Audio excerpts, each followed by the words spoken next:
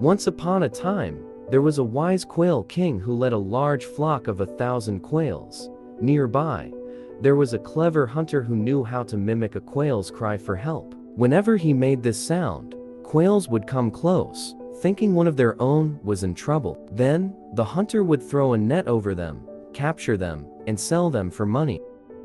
The Quail King, always thinking of his flock's safety, noticed the hunter's trick. He gathered all the quails together and said, "We are in danger because of this hunter, but I have a plan to save us. When the hunter throws his net, we must all work together. Each of us should lift our necks at the same time, fly away with the net, and drop it on a thorn bush. This will trap the net and give us time to escape."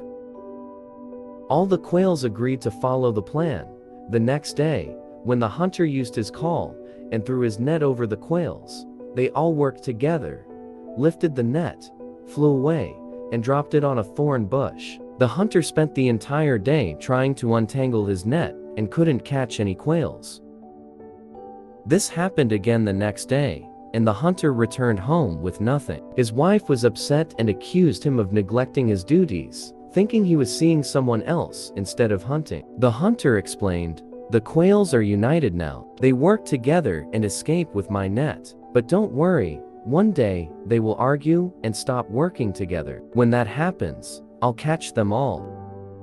A few days later, the hunter's prediction came true. One quail accidentally stepped on another's head. The injured quail got angry and they began to argue. The Quail King warned them, "Stop fighting. If we argue, we won't be able to escape the hunter."